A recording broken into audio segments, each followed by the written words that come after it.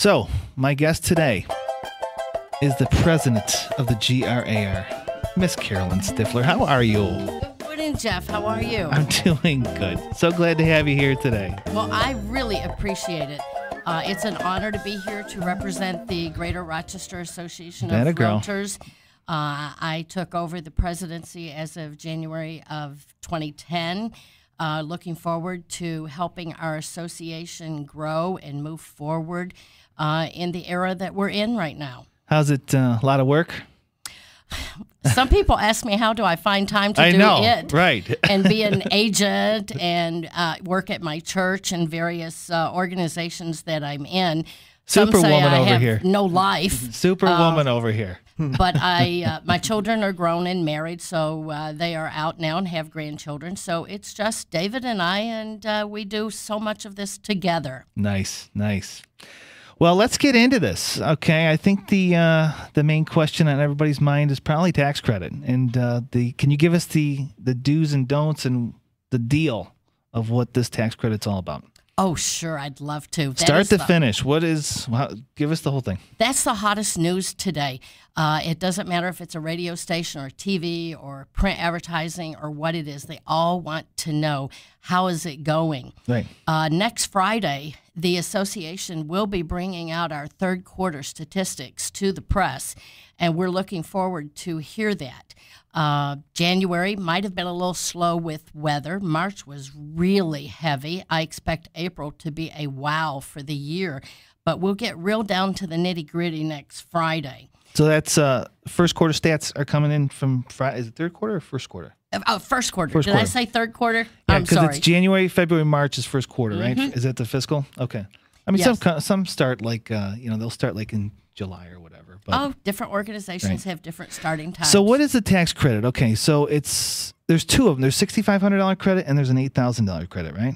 Yes, the $8,000 tax credit is for first-time home buyers. Those are people who have never owned a home, or they may never have owned a home in the last 3 years. And you say, well, why would they not own a home in the last 3 years? Well, things happen. Right. So if they have not owned a home and they can document it from a closing date of selling a home to 3 years, then they are considered to be a first-time home buyer, and they can get up to $8,000 in tax credit. And someone asked me yesterday, tax credit or a write-off? There is a difference. So you definitely want to check with your CPA, because a tax credit is a great thing, guys. Okay, what's the $6,500? Is that for moving up? That is move up. Or no, it doesn't have to be move up, Jeff. It could be downsizing. It's called a repeat buyer. Okay. You may have lived in the house for 5 of the last 8 years. And I have somebody that we put into contract last night who has been renting for the past 2 years. They downsized a couple of years ago and thought they would like apartment living and have decided that's not for them. So they qualify. So we put them into contract last night, and they will be entitled to $6,500 tax credit. I have a question. Sure, Sorry, Jeff. I know you're trying to run the show here, but when you say women, right? Women. when you say up to, what does that mean? Well, it doesn't mean an automatic. Let's say a first-time home buyer was buying a property that might be $72,000. They would get $7,200 as a tax credit. So it is up to 10% of your purchase with a max of $8,000. Gotcha. Okay? Okay. Okay, so now they have to be purchase offer by the end of the month here.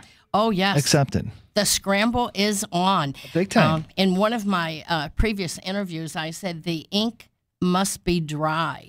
Now, here's where I want to get, because I think there's a loophole here. I really do. You do? How do you know? How does the government know that something was accepted by the end of the month? I mean, do you submit those accepted purchase order with the mortgage, or how does the government know? I mean, what about if they went like 2 weeks after, and as long as they close by the time they're supposed to close, bingo, they got it? No, that was kind of what we had last year.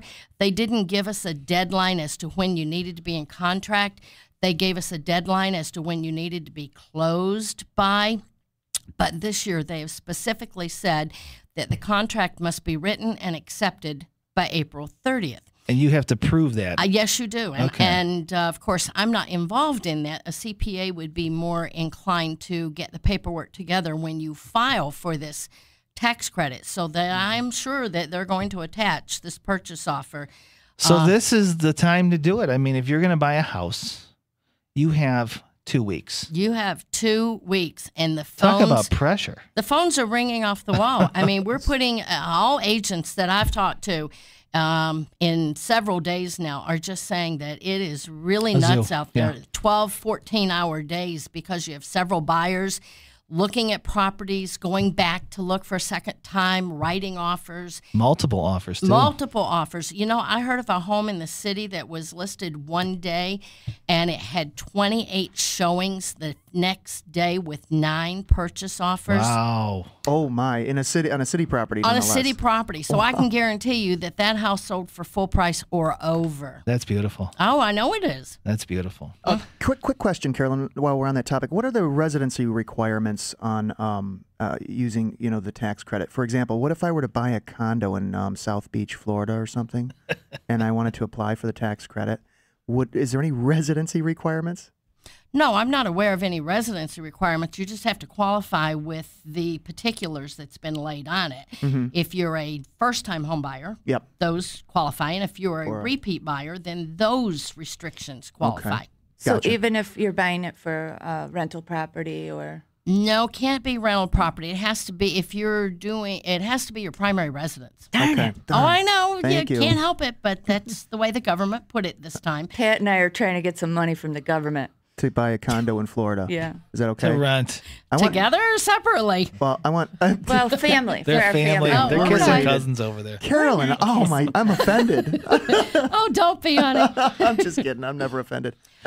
You know, we have some agents, we have some clients out there who are asking, what is going to be next? What happens after April 30th? Yeah, that's the question. I think because that I've been hearing that they're going to be just if they shut it off, and this is the big problem I have with this, because you kind of want this real estate to be cyclical, right, Yeah. and have its own course of action. Yep. You move because you're sick of your place, and you're moving into a new place because you want something bigger. Yep.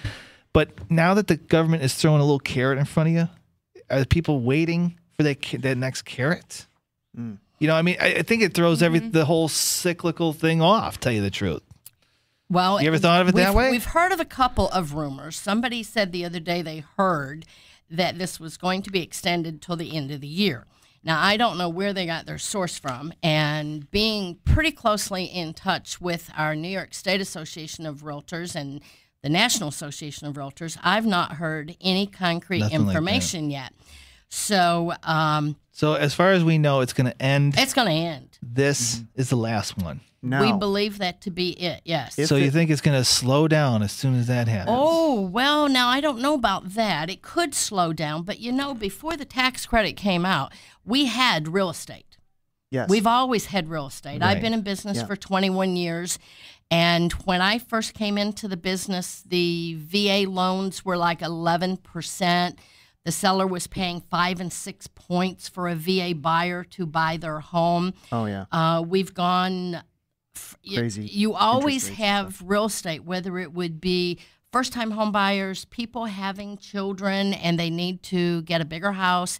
You have people downsizing. You have seniors. We have more seniors today than we've ever had in my 20 years of real estate. Yeah. Plus, there's a lot of good deals out there right now, aren't there? I mean, with foreclosures and things like that, sometimes you can pick up a property at a maybe a discount, so to speak.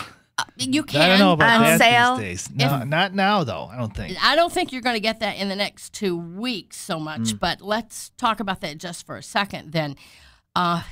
Bank foreclosures are really fairly easy to purchase as a buyer. You see what you get. You often have to buy it as is, but you see what you are getting, and you may be able to get it at a lower price than maybe the next door neighbor's home, who has been maintained over the years and everything is in good working order.